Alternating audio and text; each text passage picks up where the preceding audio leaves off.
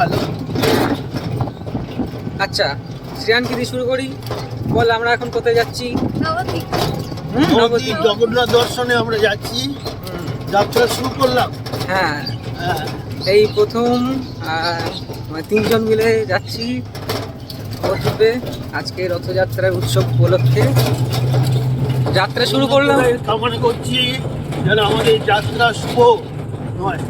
এটা নলাহাটি না কি নাম জানো? নলাহাটি থেকে যাচ্ছি। এখন আমরা নলাহাটি ঢুকছি। এখান থেকে যাব স্টেশনে, দাইহাট স্টেশনে যাবো। হ্যাঁ, তারপরে সেখান থেকে ট্রেন ধরে নবদ্বীপ।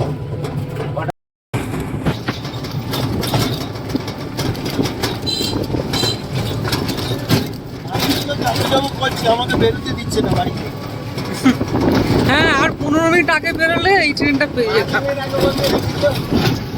5 মিনিট আগে বেরোলে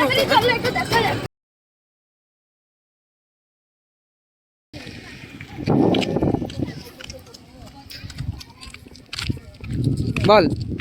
আজকে আমরা যাচ্ছি ওটা বলা হয়ে গেছে, এবার কোথায় এসেছি সেটা বল। আমরা এখন এসেছি হচ্ছে দাইহাট স্টেশনে। এখান থেকে আমরা ট্রেন ধরবো, তারপর আমরা যাব নবদ্বীপ। তারপর নবদ্বীপ ধাম থেকে আমরা যে ফেরিঘাটটা আছে ওখান থেকে ফেরিঘাট থেকে লঞ্চ নিয়ে আমরা কিন্তু পৌঁছবো মায়াপুর। মায়াপুরে গিয়ে আপনাদের সরাসরি লাইভটা দেখাবো কি হবে।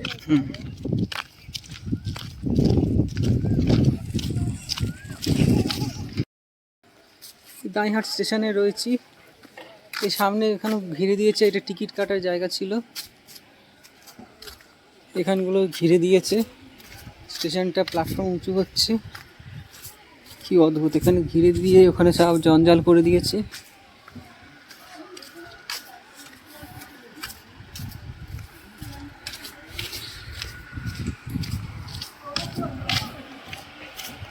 স্টেশনটা এমনি খুব সুন্দর দেখতে ছিল, যখন হয়েছিল দেখেছিলাম 2013 সালে।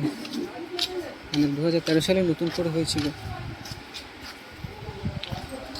আবার হয়েছে। এই যে টিকিট কাটছে এইটাই এখানে রয়েছে অবশ্য। হাওড়া যাওয়ার ট্রেন এসে গেছে, সবাই অপেক্ষা করছিলাম।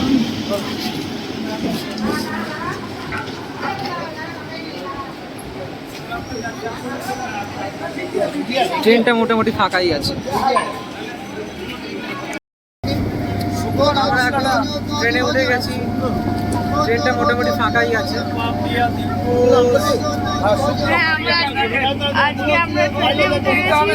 আবার আজকে বলে থাকে আমরা এখন নবদ্বীপ ধামে যাওয়ার জন্য রেডি অনেকক্ষণ হয়ে গেছে।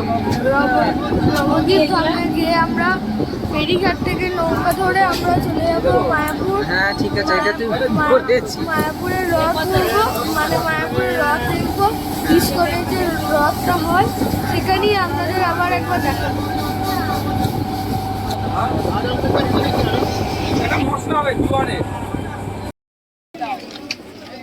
আমরা এসে গেছি বিষ্ণুপ্রিয়া স্টেশনে।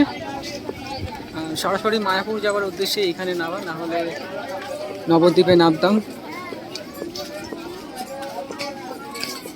আকাশ এতক্ষণে পুরো মেঘলা করে গেছে, খুব সুন্দর আবহাওয়াটা ট্রেনের মধ্যে থেকে দেখা যাচ্ছিল। জানলার ধারে জায়গা পেলে আমি সেটাও তুলতাম। অতি পরিচিত প্ল্যাটফর্ম এটা। রাসের উৎসবের সময় আর দোলের উৎসবের সময় প্রায় সময় এসেছি এখানে।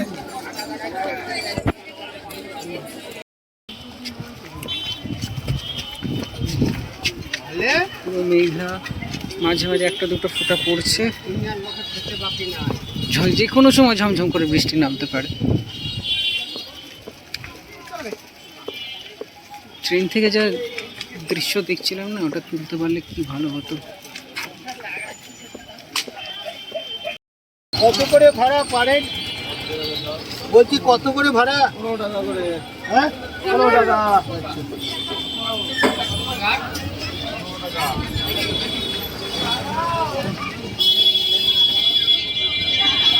আশা করি আপনারা বুঝতেই পারছেন আমরা এখন যাচ্ছি মায়াপুরের উদ্দেশ্যে। ঘাটের দিকে এগোচ্ছি। বৃষ্টি এসে গেছে। আসি, প্রত্যেকবারই আসি। থাকবেন আজকে? থাক।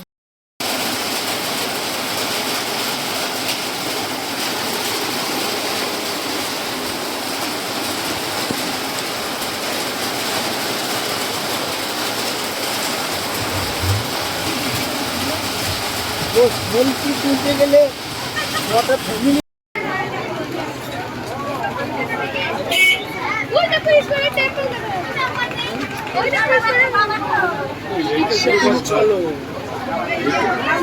ও টিকিট কাটছে। কোনটা বৃষ্টিতে ভিজে গেছে।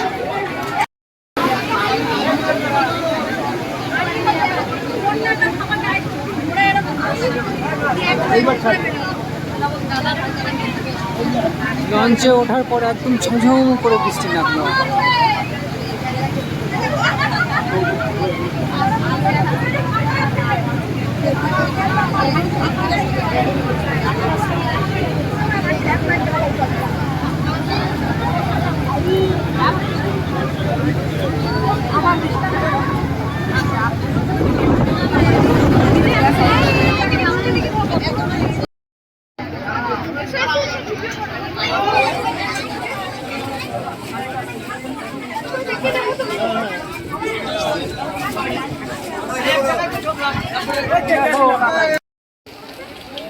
দাদু নাতি যাচ্ছে।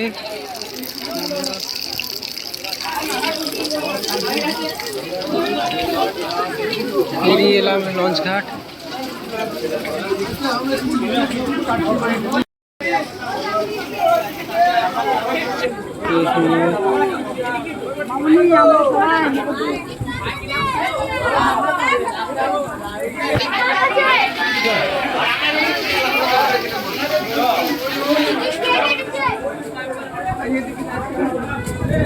$30 টাকা নিল টিকিট না দিয়ে। আমরা আবার এগোচ্ছি। এখান থেকে হাঁটা পথে পৌঁছানো যায়, কিন্তু বৃষ্টির কারণে সেটা তো এখন না, বৃষ্টি থেমে গেছে। বাহ, টাইমিংটা খুব ভালো, একদম গুড়ি গুড়ি টিপটিপি বৃষ্টি পড়ছে হালকা করে। কিছু বলুন আপনি, কেমন লাগলো এতটা এসে? দাদু কিছু বলবেন? তুই কিছু বলবি? চলে এসেছি মায়াপুরে। এগোতে এগোতে এবার আমরা একটা টোটো বা কিছু ধরে আমরা এবার যাবো ইস্কনের পথে। আর যদি আজকে রাতে কিছু থাকা যায় তাহলে আমরা সেরকম করে থাকার চেষ্টা করবো। আমাদের রাতের যে ভিউটা ইস্কনে সেটা আমাদের ভালো করে দেখানোর চেষ্টা করবো। আর আজকে এবং রথযাত্রা কিছু রথ আমরা দেখতে পাবো রাস্তায় যাওয়ার সময়। এবার সাইকেলটাকে জায়গা ছাড়তে হবে, সেইগুলোও আমরা ভিডিও করে আপনাদের দেখানোর খুব চেষ্টা করবো। এখন এইটুকুনি, আমার পরে দেখা যাক কি হয়। আচ্ছা, তাহলে আমরা এগোই এবার। আবার বৃষ্টি নেমে গেছে, তাই আমরা এখানে এসেছি। আমার ছাতাটা একটুখানি বার করলাম, শুধু ভিজলো আর কিছুই হলো না। একটা ছাতায় তো 3 জন থাকা যাবে না।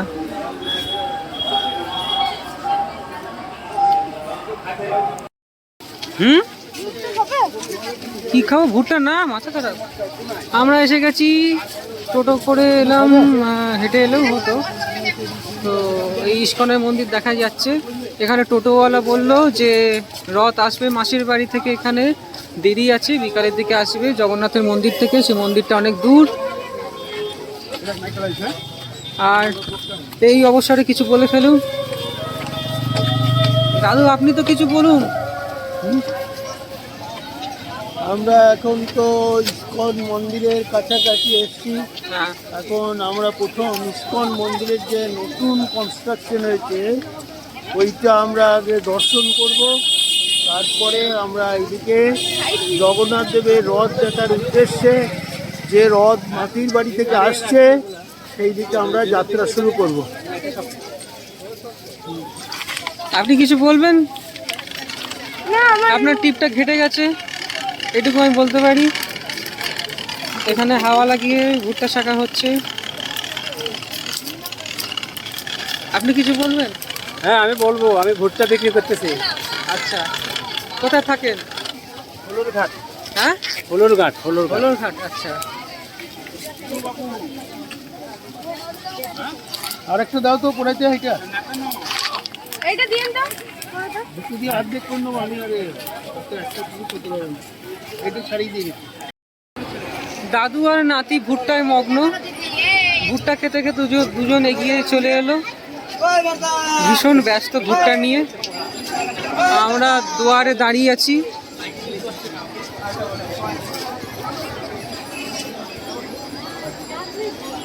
একজন শেষ করে ফেলেছে, ওইটা এমনিতেও ছোট ভুট্টা ছিল, মানে কম দানা ছিল ওতে।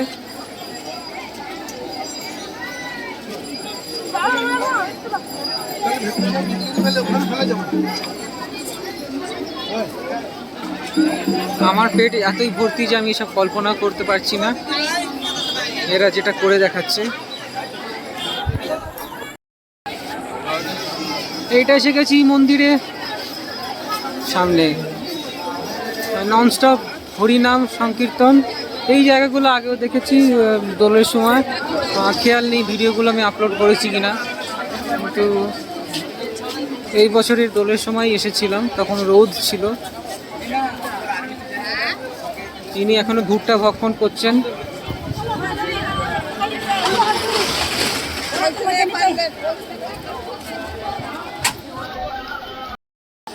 রাস্তার মাঝখানে ছোট একটা জলাশয় পার করে এলাম, জলাশয়ের এপারে আবার এগোচ্ছি। চলুন।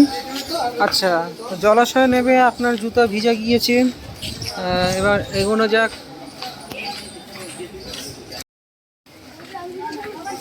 এই যে অসম্পূর্ণ মন্দিরটা নতুন যেটা তৈরি হয়েছে, তখনও দোলের সময় মোটামুটি এরকমই দেখেছিলাম, মনে পড়ছে না এখন।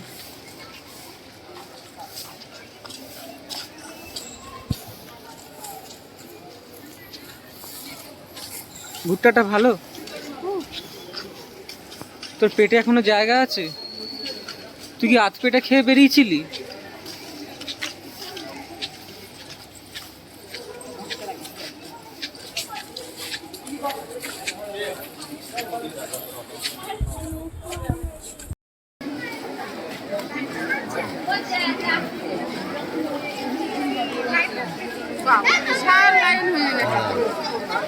এখানে ভোগ বিতরণ হচ্ছে আর বিশাল লাইন হয়েছে। আমি পিছনে তো লাইন আছে। ডান দিকে একটা জলাশয় আছে লম্বা করে, আর বাঁ দিকে লাইন আছে লম্বা করে।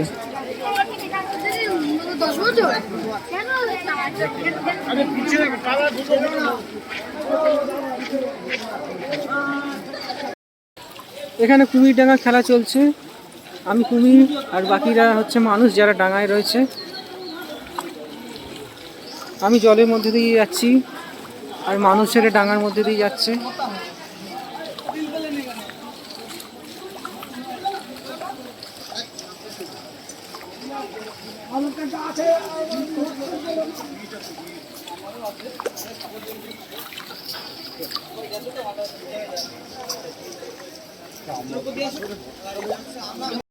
আচ্ছা, এই মন্দির সম্পর্কে প্রশ্ন করছিলাম, তো আমাদেরকে এই অফিসটা দেখিয়ে দিল। আমরা এই অফিসে এসে গেছি। এখানে জিজ্ঞাসা করতে বলেছে, কাকে জিজ্ঞাসা করবো সেটা জানি না। যাই হোক, অফিসটাও দেখে নিলাম এই আর কি।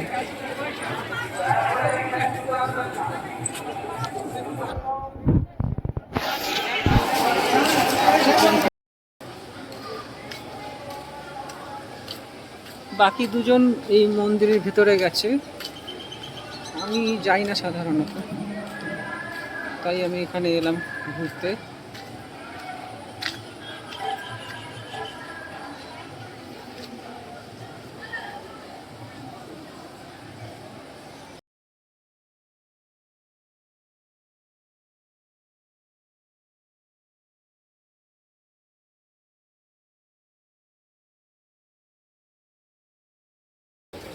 দাদু নাতি গেছে মন্দির দর্শন করতে, আমি বসে আছি এই নিচু জায়গাতে। দেখতেই পাচ্ছেন, আশা করি অনেকক্ষণ হয়ে গেছে।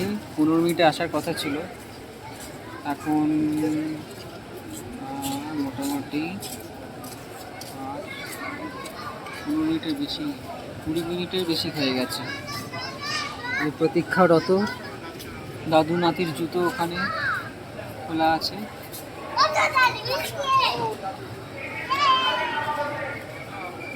আমার দাদু আর আমার ভাই কি দুজন গেছে আর কি। তো কখন আসবে জানি না। ফোন তো কারোর কাছে, আমার কাছে শুধু আছে, ওদের কারোর কাছে ফোন এমনিতেও নেই। ফলে আমি না এলেও ওদের ঢুকতে কোনো অসুবিধা হতো না।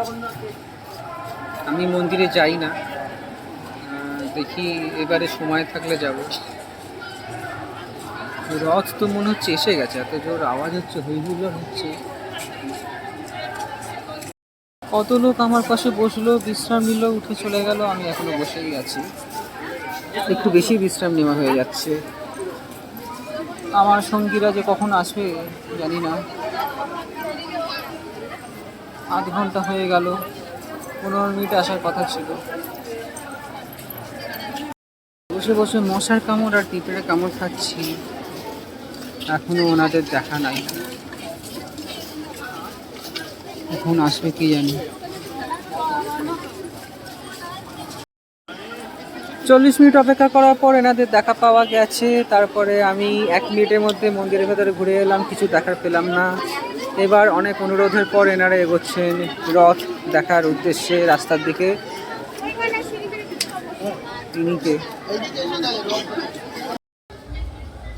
এখানে এসে কটায় পৌঁছলাম খেয়াল নেই, ভিডিওতে দেখলে বোঝা যাবে। তখন থেকে এখানেই পড়ে আছে এরা। রথ দেখতে এসছে না কি করতে এসছে আমি জানি না। সবাই চলে গেছে বাইরে রথ দেখতে, শুধু আমরা পড়ে আছি এখানে। 10 মিনিট বাকি है। 10 मिनट बाकी है, लेकिन और 10 मिनट थोड़ा सा भीड़ है, अभी चला जाएंगे पहले अकेला। गेट ढुके गए चल। हाँ, सब अंदर चला है। আমরা আস্তে আস্তে এগোচ্ছি, জানি না কোথায় এগোচ্ছি। ইচ্ছা ছিল দিনের আলো থাকতে থাকতে রথের ভিডিও তুলবো, সেটা আর হলো না। বিকালবেলা এলাম, এইখানে থাকতে থাকতেই রাত হয়ে গেল।